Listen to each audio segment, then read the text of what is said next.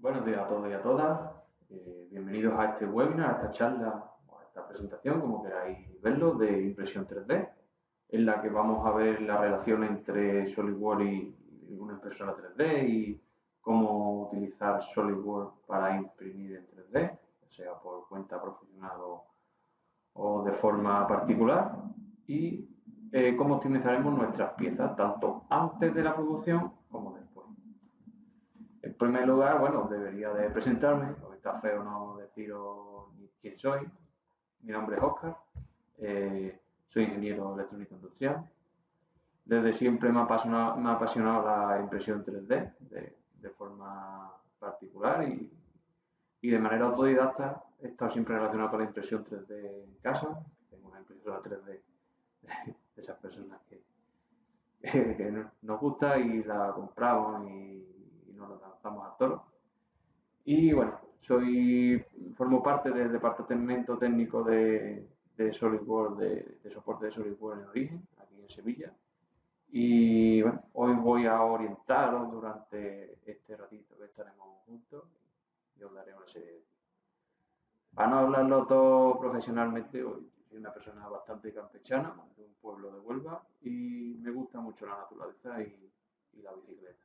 La bicicleta de montaña, el ciclismo de montaña, es algo que no puede faltar en mi día a día. Os voy a hablar un poquito de origen, que algunos los conoceréis y otros no. Somos distribuidores oficiales de SolidWorks y la 3D Experience, que cada día está adentrándose más en nuestro día a día. Estamos en el polígono empresarial Artes Sacros de Sevilla y nos dedicamos a eso, a distribuir SolidWorks, dar soporte a empresas y darle soluciones e intentar ver el mundo desde una perspectiva en 3D, por llamarlo de alguna forma. Intentamos dar soluciones de fabricación, de realización de planos, de gestión documental, coste, todo orientarlo a lo que es el diseño 3D, interconectarlo todo. Para cualquier cosa tenéis ahí los datos de contacto nuestros y aquí estaremos encantados de recibirlos. También he de deciros que apoyamos a una serie de entornos educacionales, de universidades, centros de formación, porque creemos que es importante apostar por el futuro y que los jóvenes estemos hoy en día bien formados significa que en el futuro, como he dicho, sean buenos profesionales.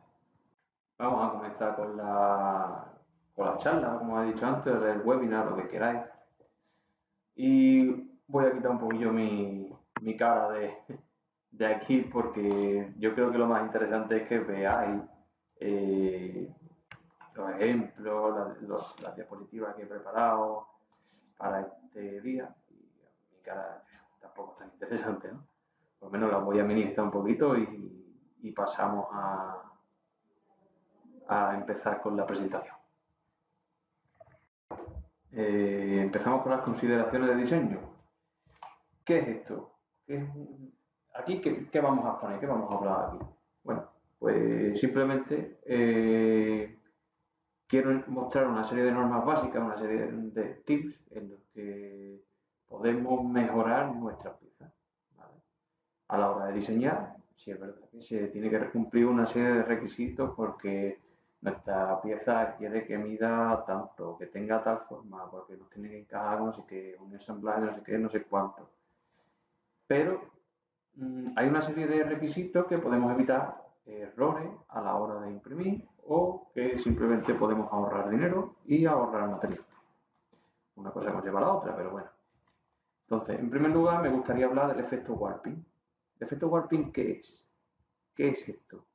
Básicamente se produce por una diferencia de temperatura entre la cama de la impresora y la pieza en sí.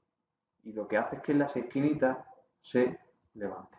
Es el efecto warping. Todo el mundo que ha trabajado con impresora 3D lo conoce perfectamente, que es discordio. Se suele, o sea, es bastante usual en piezas que tienen una base bastante grande, un área de base grande, y si es verdad que no debería de pasar nunca. Lo ideal sería que esto no ocurriera, que la impresora estuviera bien calibrada, que la temperatura de la cámara y la temperatura del material sean óptimas. Sí, pero estamos en la vida real y esto no pasa. Hay veces que ocurre esto.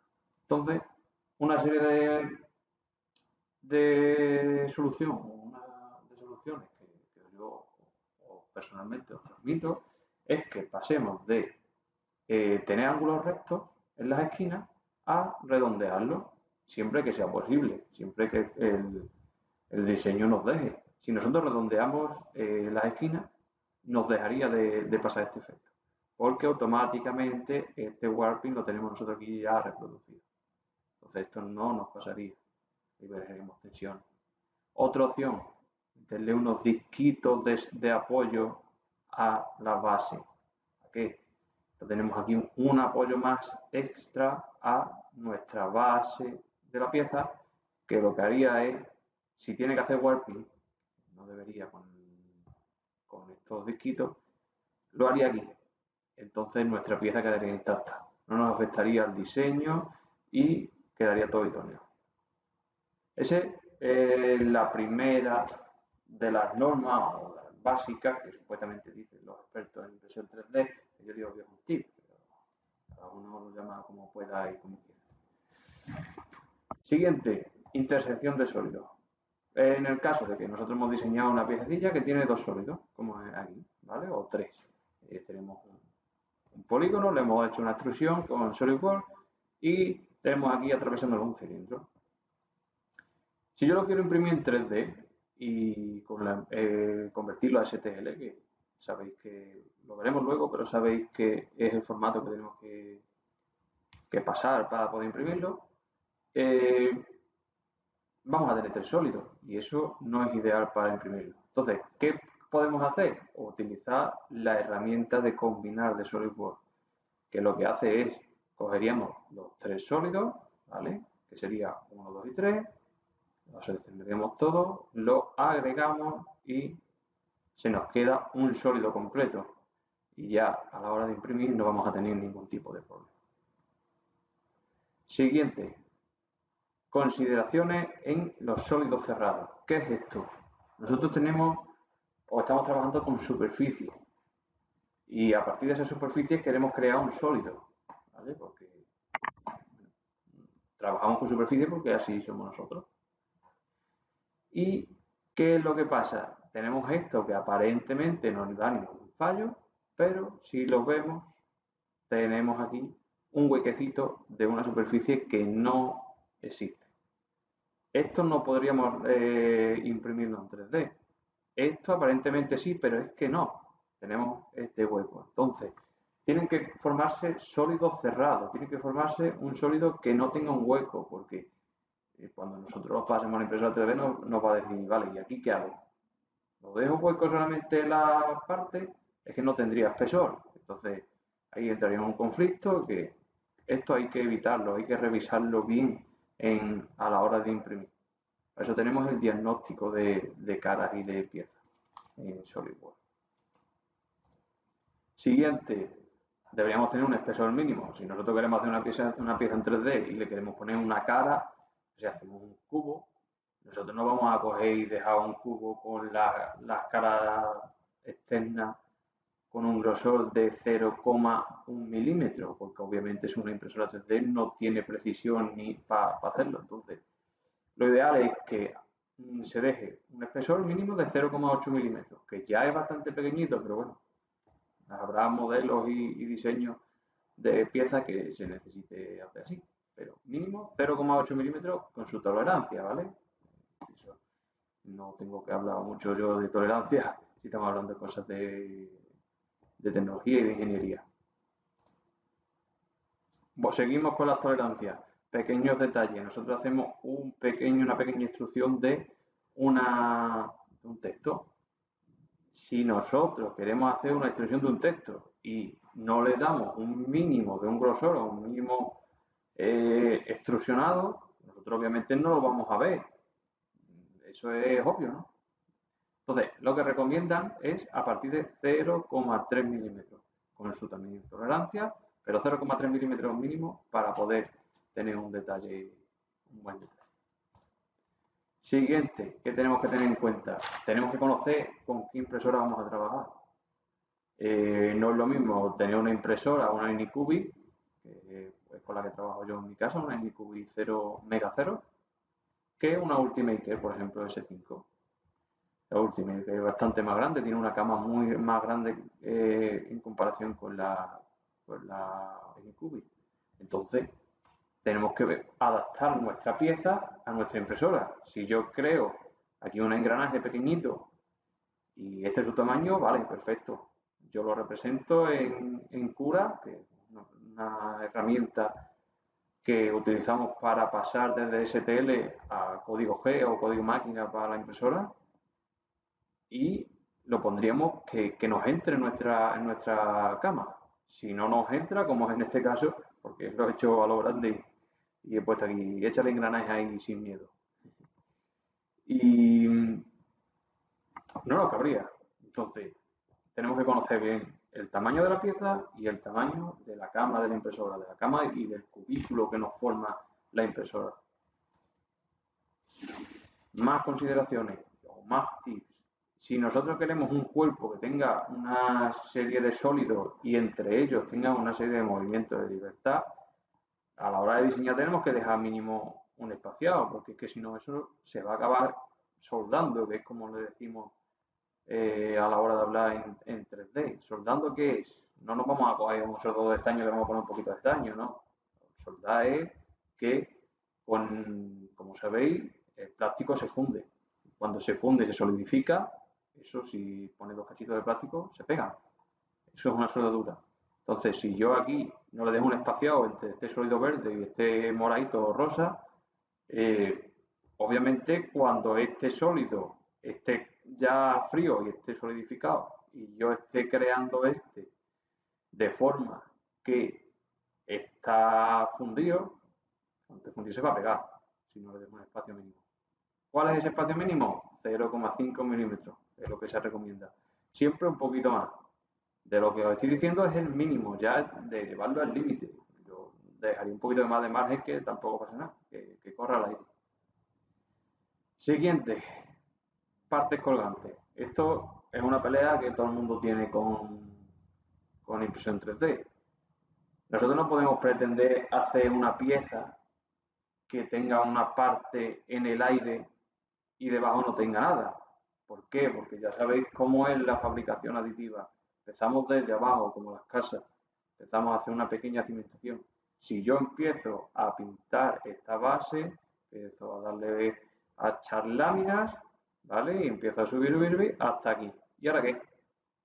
Ahora tendríamos que hacer una lámina un poquito más grande y otra otro poquito más grande y más grande.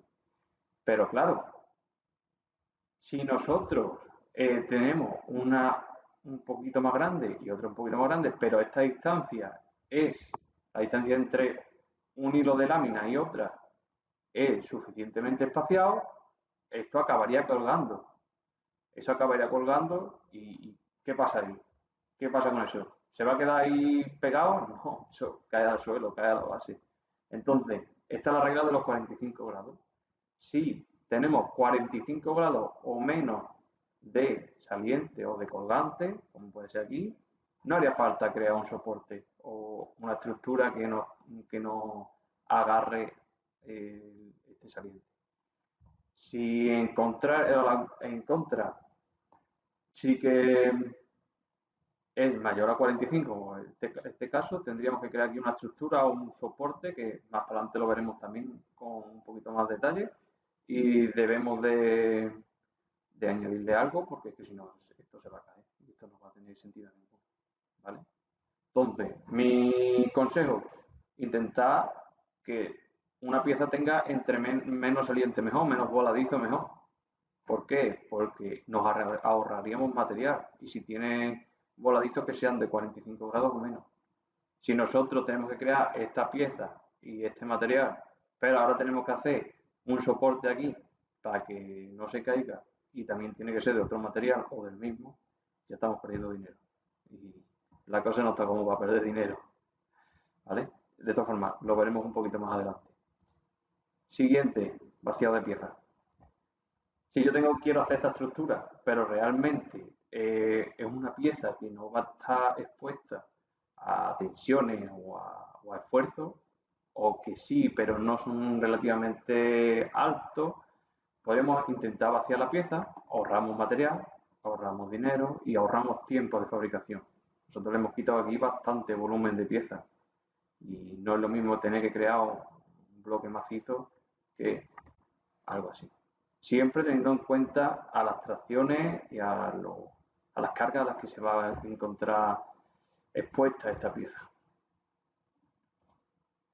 Hablando de cargas y de tensiones, una buena forma de optimizar nuestra pieza es orientarla correctamente. ¿Cómo se orientaría bien? Sabemos que la impresión 3D va en lámina, ¿vale? Nosotros vamos una capa, otra capa, otra capa y otra capa.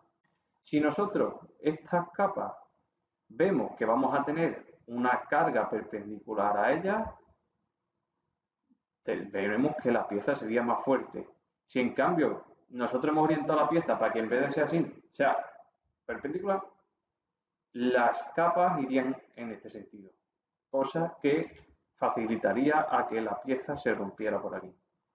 Aquí en este caso, más de lo mismo. Tenemos que orientar la pieza para que sus láminas o sus capas estén lo suficientemente orientados o que estén bien orientados para que respondan bien a la tracción o a las cargas que vayan a tener. Por ahora, vamos bien. Si voy muy rápido, me avisáis. Yo empiezo a hablar y no me callo. Consideraciones de diseño. Tamaño de STL. ¿Qué es STL? Lo que he dicho antes. STL es el tipo de archivo por el que pasamos desde que diseñamos nuestra pieza hasta que la vamos a imprimir. Nosotros tenemos que exportar a STL y de STL a código máquina o código de impresión 3D. Hay algunas que trabajan con HTTP, otras trabajan con G-Code y así una serie de archivos. ¿Qué es un archivo STL?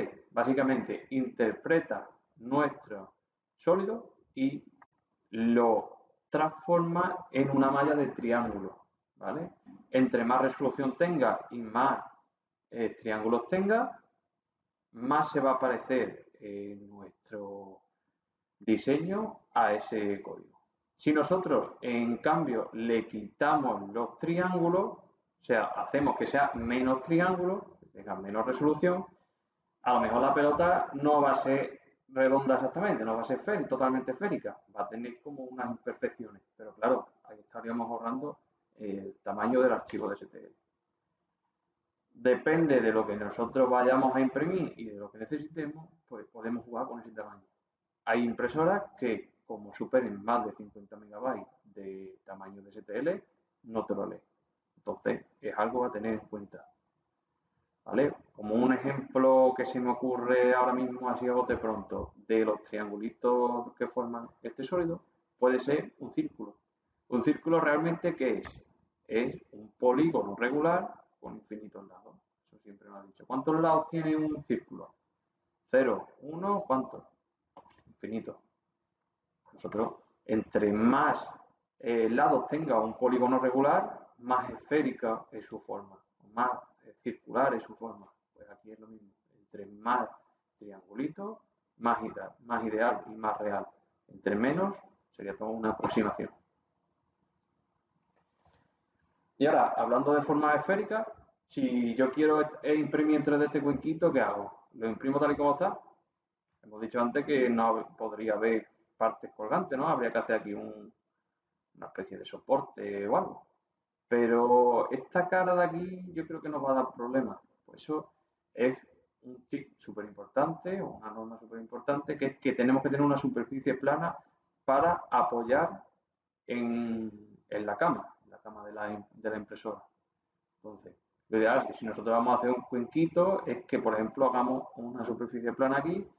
Los soportes no nos los va a quitar nadie, porque si tenemos determinado ángulo y nosotros queremos que esta forma sea así, no nos lo va a quitar nadie. Pero el apoyo para mejorar la resistencia y que no se nos parta la pieza mientras se está haciendo, siempre va a ser mejor que le hagamos una especie de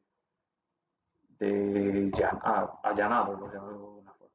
A los pocos cuencos he visto yo que no sé, que no tengan una resbaga o algo debajo para que sea recto. También nos interesa que si lo vamos a utilizar, que cuando lo pongamos a la mesa no empiece eso a tambalear como si fuera un barco. ¿Vale?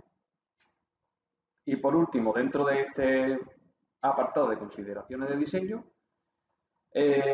algo que creo que es muy importante es cuándo hacer los agujeros y roscas en una pieza en 3D, impresa en 3D, antes o después de la impresión. Ten en cuenta que una pieza impresa en 3D no es maciza, ¿vale? Nosotros no hacemos una pieza maciza, normalmente es una malla como la que estamos viendo aquí, ¿vale? Con la que se podría jugar su porcentaje, de forma que puede estar junta, más resistente, menos resistente. Si nosotros, una vez tenemos esto, queremos hacerle un orificio, ya estamos jugando con las tensiones, estamos jugando con la resistencia de esta pieza. Entonces, lo ideal sería que si nosotros queremos hacer un taladro como en esta pieza de aquí, con este corte que podemos ver, es que yo diseñe mi pieza, le represento los taladros y luego juguemos con el STL y pasarlo a la impresión 3D. Vamos a ver aquí un pequeño vídeo de cómo esta pieza quedaría diseñada. ¿Veis esa malla de triangulito que nos ha formado la estructura? ¿Vale? Alrededor del taladro también se forma, entonces las tensiones están equiparadas. Está pensado para que esas piezas sean lo suficientemente resistentes, que no nos afecte el taladro a la resistencia de la pieza. Esto no lo crea automáticamente, lo he dicho, el programa Cura una vez lo hayamos diseñado con nuestro SolidWorks. Pasamos a tecnología de impresión. Vamos a hablar de 3 tecnologías principales de impresión 3D. La principal de todas, o la primera que vamos a ver, seguramente la habéis escuchado todas, la habéis visto en algún lado. Y después vamos a ver un par de ellas menos conocidas, pero que cada día están pegando más fuerte en el mercado y son soluciones incluso más óptimas que la que todos conocemos. La primera de todas, modelado por deposición fundida, que es la que todo el mundo creo que conoce, o que casi todo el mundo está acostumbrado a ver. Que básicamente, ¿en qué consiste? Cogemos un filamento plástico, termoplástico en concreto, y lo introducimos por una guía hasta que pasa por un extrusor. Ese extrusor funde el material y lo va añadiendo a la cama, que puede ser una cama caliente o una cama simple. Cama caliente, podemos ajustar su temperatura. Solamente algunas impresoras pueden hacerlo. Tienen que ser impresoras un poco más profesionales. Una impresora para un particular que se gaste 150 euros no tiene cama caliente. Pero eso nos da un poco, nos es indiferente para esta tecnología. Lo dicho, utilizaríamos filamentos termoplásticos que se van fundiendo y se van añadiendo capas que se han laminado en una aplicación o un entorno que ya nos haya hecho este proceso. Principalmente, ¿con qué materiales se trabaja en esta tecnología? Con PLA, ABS y PSG. ¿Cuáles son? ¿Qué significa eso? El PLA, ácido poliláctico. Me cuesta hasta decirlo. PLA para todo el mundo. Es un polímero. No tiene más que conocer. Es plástico duro, para que nos entendamos. Bastante barato. Y luego vamos a ver una tablita con cada uno de ellos. Siguiente, ABS, acrilonitrilo, butadieno, estireno. Tampoco nos lo vamos a aprender nadie. ABS, bastante más resistente que el PLA y de precio un poquito más caro, pero un poco más. Y el PETG. PETG es, no voy a decir ni el nombre porque me cuesta hasta decirlo, y es flexible. Esto es una propiedad que nos ayuda mucho, por ejemplo, en la época de la pandemia, para hacer las tirillas de las mascarillas, era muy importante. Y bueno, lo dicho, vamos a ver un poquito de esos tres, ¿vale? PLA, ABS y PG, que son los principales. También podemos trabajar con nylon, pero realmente estos son los tres que más utiliza esta tecnología. Precio, tanto ABS y PLA son muy parecidos, PG un poquito más caro. PG un poquito más caro. Diferencia de temperatura, el PLA se funde antes, ABS y PG un poquito más de temperatura. Lo dicho, la cama caliente. PLA podemos trabajar sin cama caliente, podemos trabajar con una cama normal corriente, pero la ABS no. La ABS ya necesita que nuestra base tenga una temperatura mínima de 90 grados y PG unos 60. ¿Deberíamos tener ventilador? Sí, en PLA y en PG, pero no haría falta en ABS, ¿vale? Y aquí vienen dos aspectos bastante importantes bajo mi punto de vista, la resistencia, tanto térmica como al impacto. El ABS se lleva la medalla de oro en los dos. En resistencia al impacto es el mejor y en resistencia térmica también. Obviamente el más barato, el más sencillo de trabajar, porque tiene facilidad de impresión, es el más fácil. Es el PLA, pues lo barato sale caro, es lo que suelen decir. Así que, ¿qué os recomiendo? Depende de lo que necesitemos. Depende de qué queremos fabricar y para qué lo queremos fabricar. Siguiente tecnología, SLA, estereolitografía o corte por láser para los amigos, ¿vale? Estas son las famosas impresoras de resina, perdón, retina. ¿Qué es lo que hace? Un láser se encarga de ir cortando la resina. Tendríamos aquí un tanque de resina, ahora lo vamos a ver. Y poquito a poco, en vez de ir subiendo, en vez de ir bajando, va subiendo la plataforma. Perdón, no os he dicho antes para qué se usa exactamente la tecnología de impresión de fundido. Son modelos de prueba y prototipos simples, porque no es muy exacta esta tecnología. Al final de las tres vamos a hacer una comparación entre ellas. Seguimos con la del láser, con SLA. La del láser se va a quedar para los amigos. Uso prototipos funcionales, patrones, moldes y utillaje. Esta es un poco más exacta, bastante mejor que la tecnología de fundido. Características importantes, pues sus componentes, ¿vale? Tendríamos aquí una pala extendedora que nos va barriendo la resina. Esto sería un tanque de resina, lo gris oscuro sería la resina, esta sería la pieza, el láser con un par de lentes para potenciar su haz, un espejito y aquí va el haz del láser que llega a la pieza, ¿vale? ¿Qué es lo que nos encontramos en esta tecnología que es llamativo cuanto menos? Pues que las hay invertidas, tal y como aquí hemos visto que la pieza sale derecha, aquí sale al revés. ¿Por qué? Porque existe este tipo de impresora. ¿Qué es lo bueno de esta impresora? El tema de los soportes es más óptimo que también que en el anterior. Aquí tenemos, aparte del láser, también un medidor de corriente que nos diga que el láser no pierde corriente nunca, etcétera, etcétera. Pero al fin y al cabo la finalidad es la misma. Un láser con un espejo, con un haz de luz que va cortando la resina. Y la última, que es la menos conocida, pero es la más profesional, que es la SLS, sinterizado selectivo por láser. No trabajamos ya ni con plástico ni con resina, trabajamos con polvo. Este polvo se va quemando y se va fundiendo, ¿vale?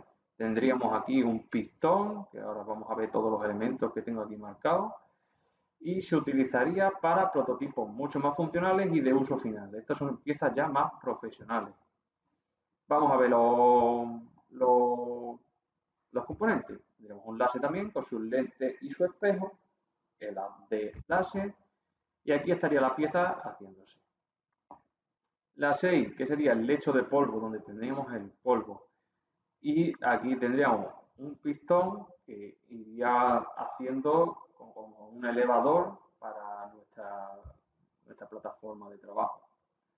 En el lado contrario que tenemos otro pistón y una plataforma. ¿Esta plataforma qué es? Esta plataforma es la que nos va a ir proporcionando polvo en función de se vaya gastando aquí. ¿Vale? La número 12, importante, es como puede ser o una pala, como en este caso, o un rodillo, que lo que nos va a hacer es empujar el polvo para allá y ir llevándonos para aquí para que el láser lo vaya quemando. Y en el 11 tendremos la reserva o segundito de polvo. Un resumen de las tres y para qué se utilizaría en cada una. Resolución a nivel de resolución de pieza, gana la resina y le sigue el sintetizado por láser en polvo. Precisa, las dos por láser son mucho más precisas que el fundido y el acabado también es mucho mejor la del láser. Al fin y al cabo, esta es la más barata y es un uso más particular y este es un uso más profesional y se nota que es menos económica. Para las piezas complejas, la mejor es un diseño por láser en polvo, porque no se necesitaría ni soporte ni nada. Esta tecnología no necesita soporte. Y facilidad de uso, la más fácil, obviamente, es la de modelado. ¿Qué ventajas podemos tener en esta? Pues que es mucho más rápida. Y las máquinas, pues, es un coste bastante económico. Ventaja del SLS es no dispone o no es necesario los soportes, libertad de diseño, o sea, podemos fantasear lo que queramos y ir jugando con eso. Y los tamaños es algo bastante importante. La SLS, los tamaños son mucho más pequeños, porque al fin y al cabo la máquina tiene que tener una parte de dispensador y otra parte de diseño. Entonces, ¿cuál es la mejor? Volvemos a lo mismo, dependiendo del uso que queramos darle y de lo que necesitemos hacer. Seguimos con los soportes que hemos hablado antes, que dijimos que necesitamos la regla de los 45 segundos para que no nos queden voladizos, no nos queden parte colgante, por llamarlo de alguna forma. Si nosotros queremos hacer este modelo, obviamente una impresora 3D empieza pi, pi, pi, pi, pi, pi, y ahora ¿qué dice? Venga, me pongo por aquí. Y ahora cuando llega aquí, ¿qué hace? Empieza a pintar aquí solo. Esto no va a funcionar así, esto no está fácil. No podemos diseñar el aire, esto no es como un lápiz.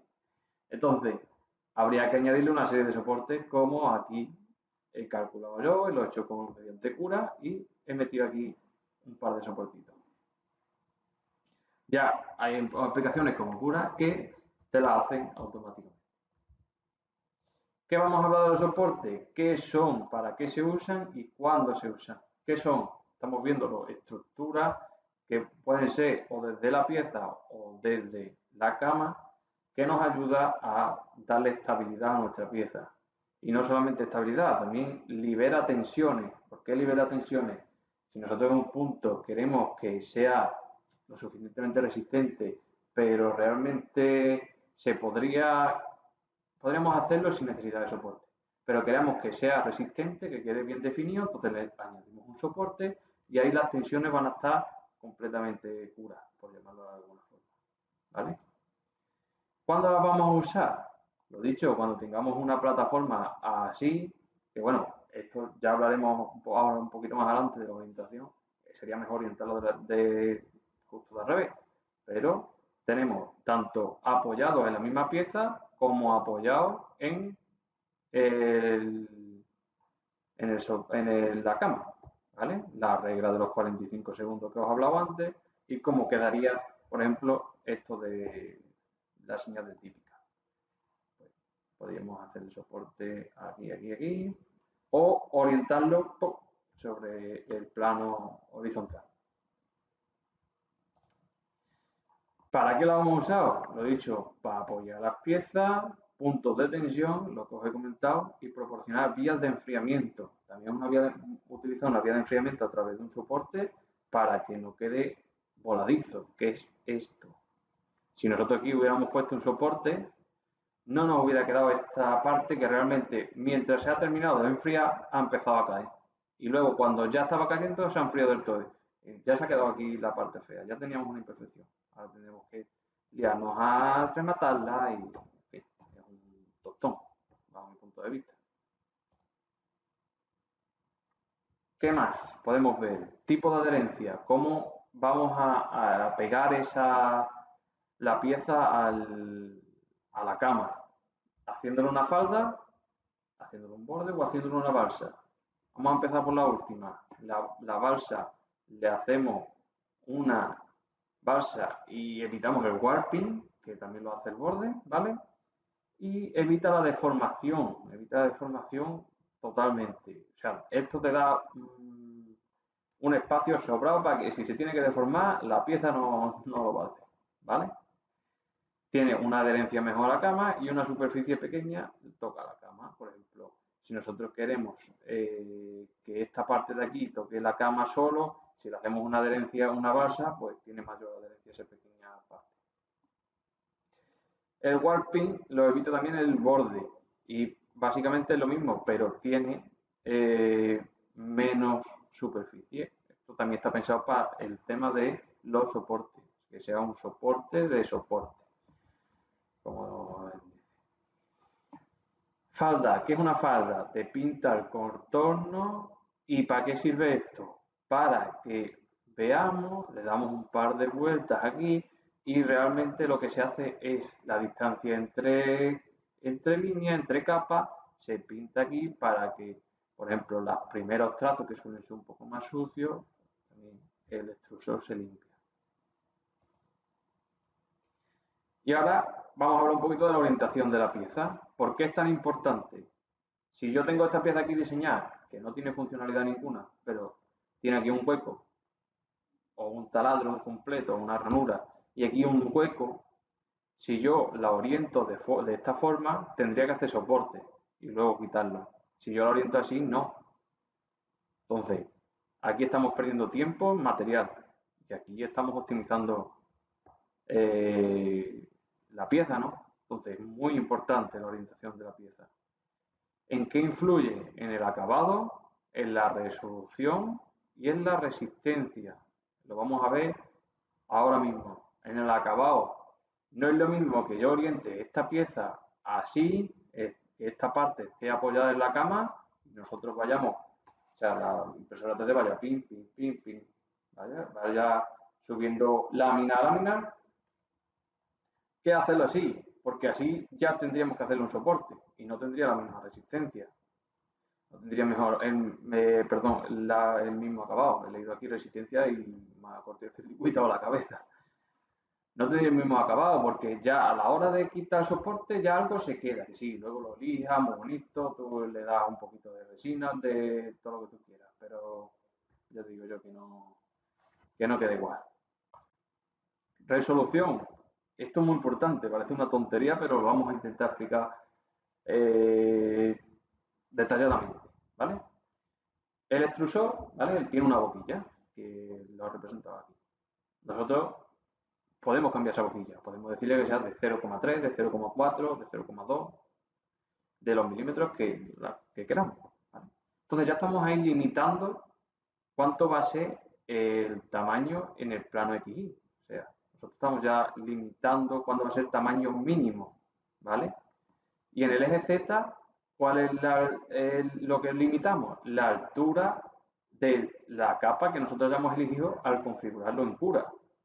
Entonces, ya tenemos ahí dos límites, tanto la anchura de la boquilla como la altura de la lámina o la capa de cada pieza. ¿Cómo hacemos eso? Entonces, si a mí me interesa que haya más precisión a lo largo del eje vertical, pues entonces de una pieza, pues entonces tenemos que orientarlos verticalmente porque vamos a tener un poco de más holgura dentro del límite. Nosotros podemos configurar que tenga más nivel de detalle, podemos decir aquí un 0,1 de 0,1 milímetros de detalle. Pero aquí esto no lo da la boquilla. Si yo nada más que tengo una boquilla y no me quiero comprar otra, pues tengo que aguantar.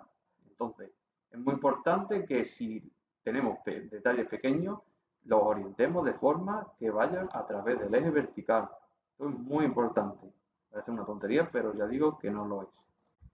Y a la hora de la resistencia, permitirme que haya cogido y rescatado la foto de antes porque no viene muy bien.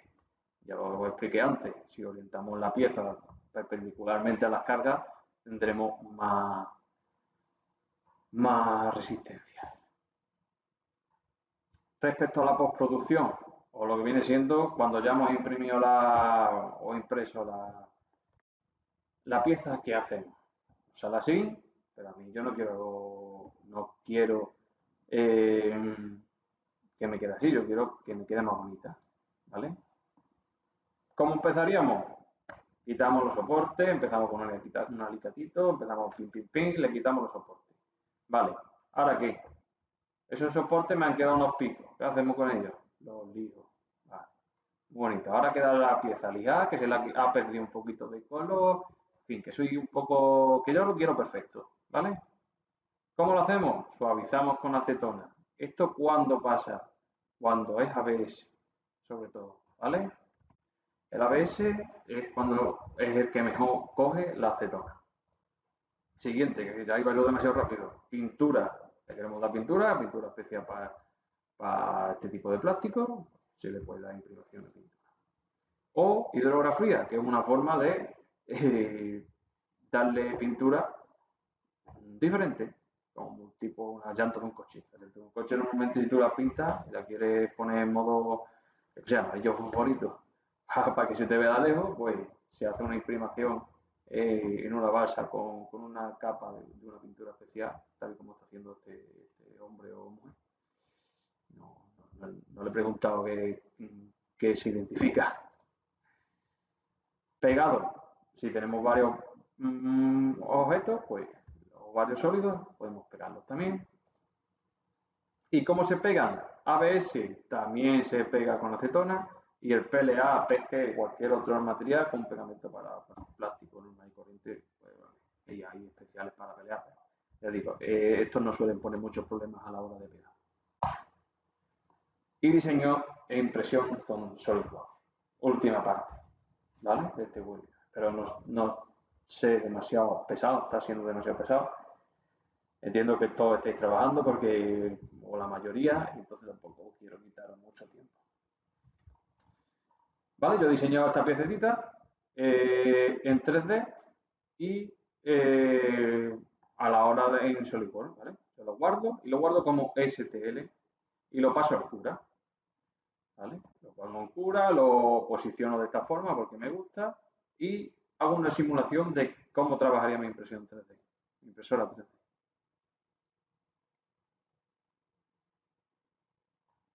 ¿Vale?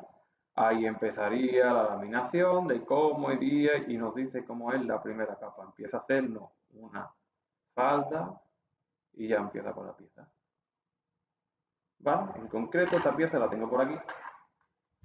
La impreso y podéis verla aquí en mi mano. ¿Vale? Esto ya está postprocesado. ¿Vale? ¿Por qué está postprocesado? Porque aquí, si tengo algo para señalaros, bueno, justo debajo del arco, nosotros tendríamos que haberle hecho un soporte, que ya se lo he quitado yo, ¿vale? Pero bueno, aquí podéis ver el acabado de esta pequeñita pieza. ¿Vale? Quito la cámara y os voy a enseñar un pequeño clip de cómo he impreso esta y cómo se ha impreso esta pieza en concreto.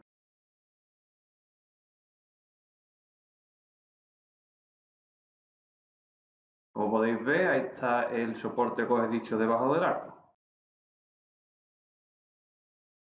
Bueno, pues por mi parte esto se ha acabado, todo lo bueno se acaba.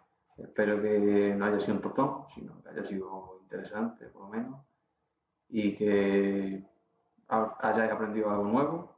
Estos días se aprende y poco más. Volver a repetiros que cuando necesitéis estamos aquí. Ahí tenéis correo electrónico y número de teléfono nuestro para todo lo que necesitéis, estaremos dispuestos a atenderos. Y llega el momento de ruegos y preguntas. Si tenéis alguna curiosidad, alguna inquietud, algo que queráis preguntar, podéis escribirlo por el correo y estaré dispuesto a contestar. Lo dicho, espero que os haya gustado este webinar o esta charla y que hayáis disfrutado. Sin más, muchas gracias por estar ahí pendiente y nos vemos en el próximo.